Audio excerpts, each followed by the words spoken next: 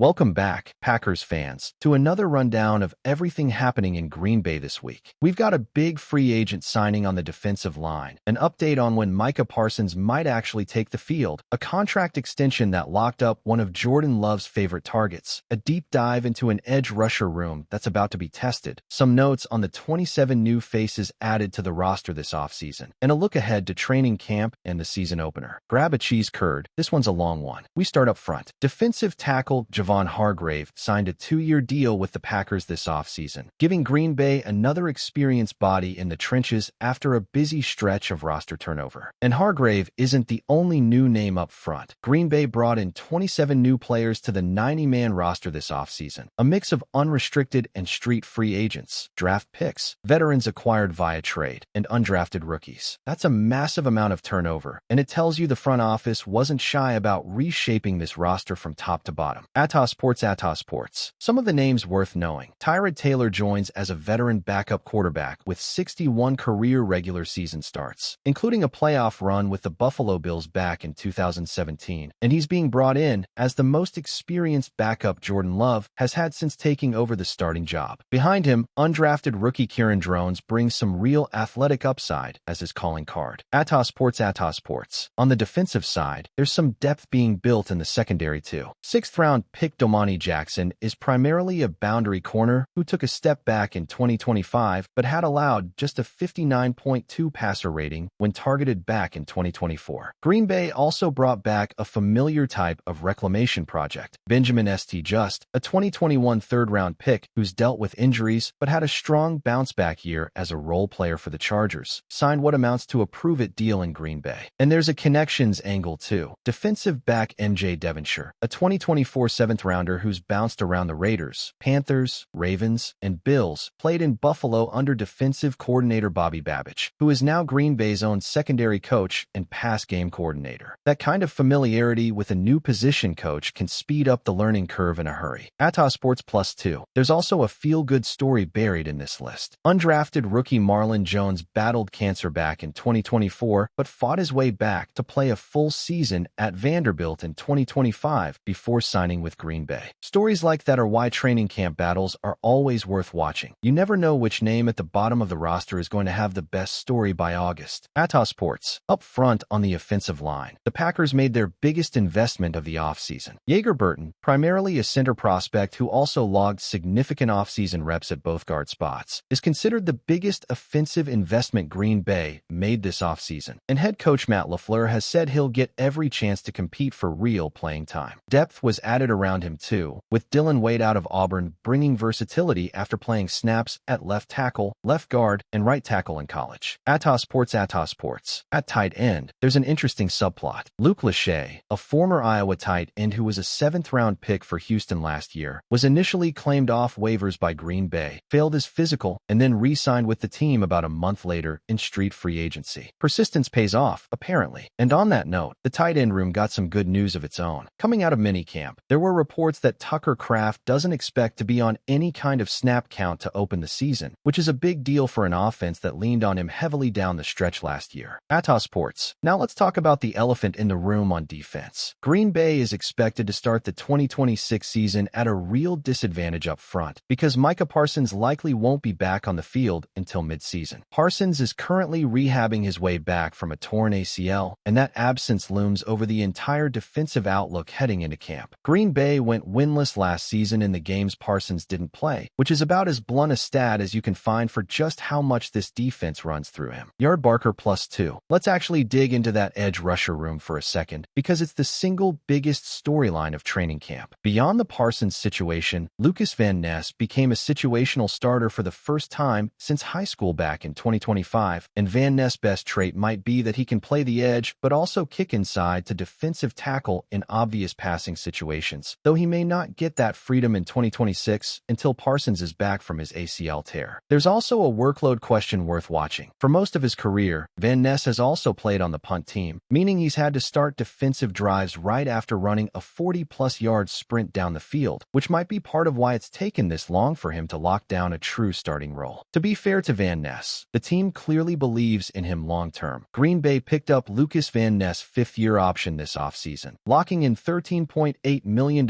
in guaranteed money for him in 2027, and with both Kingsley and Ibarra departing for the Jets and Rashawn Gary being traded to the Dallas Cowboys, Van Ness is now expected to be the starter opposite Parsons once Parsons is healthy. Acme Packing Company +4. Behind Van Ness, there's a rookie who might have slipped a little further than expected on draft weekend. Plenty of mock drafts had Danny Dennis Sutton going as high as the second round of the 2026 draft, but Green Bay ended up landing him in the fourth, even though general manager Brian Gutekunst admitted afterward that the team actually tried to trade up into the third round to get him earlier. At 6'5" and 258 pounds, Dennis Sutton has the frame of a Robert Quinn-type edge bender and racked up 23.5 sacks and 34.5 tackles for loss at Penn State, so the tools are clearly there. The catch is the depth chart in front of him. He'll have to get past both Barryn Sorrell and Brenton Cox Jr. before he can even compete for the role of filling in for Parsons. Acme Packing Company +2. Then there's the wild card of the group. Colin Oliver, a rookie fifth-round pick, didn't play a single preseason snap last year after missing all of camp with a hamstring injury that landed him on the physically unable to perform list to start the regular season. At Oklahoma State, Oliver was a premier speed rusher, though he's undersized, checking in just under 6'2" and 240 pounds at the combine, and he bounced between edge and off-ball linebacker at the college level, though Green Bay reportedly wants him locked in at the edge going forward. With so little tape to go on, Oliver might have the widest range of possible outcomes of anyone on this roster. He could rise up the depth chart in a hurry, or he could end up missing the 53-man roster entirely. Acme Packing Company +3. Beyond the true edge rushers, there's a name who mostly matters on special teams. Aaron Mosby is viewed more as a special teams contributor than a true defensive piece, and the Packers have typically kept him on the practice squad to start the season before promoting him later in the year. Acme Packing Company. That entire room gives you a sense of why this defense is holding its breath a little bit right now, and it also explains why the front office has been connected to outside help. The Packers traded for linebacker Zaire Franklin this offseason, sending defensive lineman Colby Wooden to the Indianapolis Colts in return. Based on early reports out of Green Bay, that trade is already looking like a smart one. At his best, new Packers linebacker Zaire Franklin is described as a tackle-making, playmaking leader on defense. Exactly the kind of veteran presence you want steadying a defense that's about to play its first month without its best pass rusher. And it looks like Franklin is walking straight into a starting job, too. The linebacker depth chart currently has a Jaron Cooper locked in at the will position, with Franklin highly likely to start at Mike, with Isaiah McDuffie behind him and Tyron Hopper rounding out the will spot as depth. On special teams, Nick Neiman and returning veteran Christian Welch are expected to battle it out for that final linebacker roster spot. Yard Barker Sports Illustrated. There's also been chatter about adding even more pass rush depth before the season starts. With Micah Parsons expected to miss the first month of the regular season, Green Bay has been floated as a potential landing spot for free agent edge rusher Jadeveon Clowney, the former first overall pick. There could be some competition for Clowney's services from other teams within the NFC North, so if Green Bay wants him, they may not be able to sit on that decision much longer given everything we just walked through in that edge room. Yard Barker Bleacher Report. Let's shift over to the offense, because there was a nice piece of business handled there too. Green Bay is in the middle of a countdown of its top 25 players heading into the 2026 season, and wide receiver Jaden Reed continues to climb that list after his excellence last season was rewarded with a contract extension. That's one less thing for the front office to worry about as camp approaches, locking up a key piece of Jordan Love's receiving core for the long term. Elsewhere at receiver, there's a bit more uncertainty. Without Romeo Dew and Dontavian Wicks on the roster anymore, the Packers are banking on getting more production out of fewer proven bodies at the position, the kind of situation the broadcast crews love to call less is more, unless it turns into just less. Sports Illustrated.